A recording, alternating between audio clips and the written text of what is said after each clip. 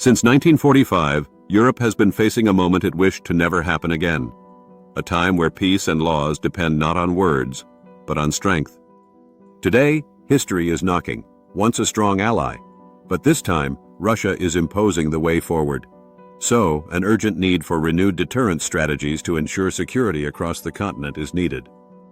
European leaders are sounding the alarm, now saying that what was unthinkable just a decade ago is now on their doorstep, and urging preparation to deter Russia as they foresee a scale of conflict reminiscent of past generations.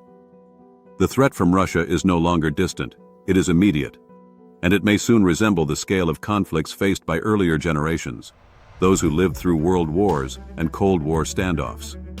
But the battlefield has already expanded beyond tanks and missiles.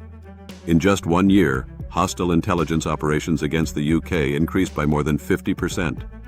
Russia, China, and Iran are waging a silent war through cyber attacks, espionage, and influence operations. This is preparation, not a coincidence. And those hostile intelligence activities are identified as the worst offenders. After the Cold War, Europe believed history had slowed down. Defense budgets shrank. Military readiness faded. While the United States maintained spending, much of Europe traded deterrence for comfort, assuming peace would sustain itself. It didn't. This means that the security framework established post-Cold War is weakening, as defense spending in the UK and Europe has significantly decreased compared to the United States. Europe is strongest when united. But deterrence fails when capability gaps appear. Air power, logistics, ammunition stockpiles, and rapid deployment remain uneven across the continent. An adversary doesn't need to defeat everyone, only the weakest point.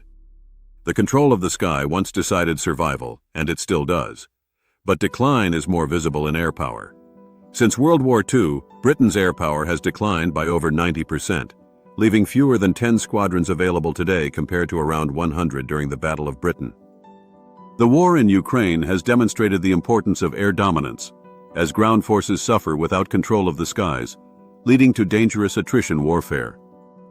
Without air dominance, war becomes a grinding contest of attrition.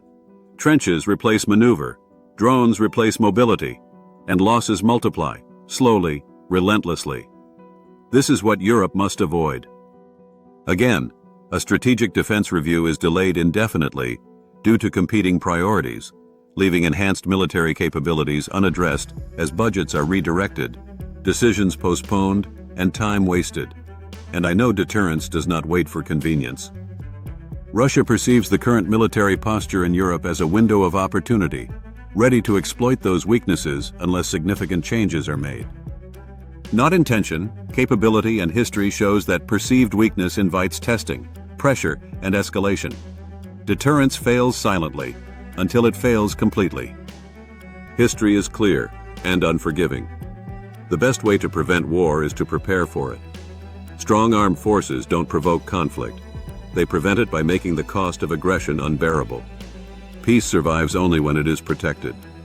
Europe's choice is no longer theoretical.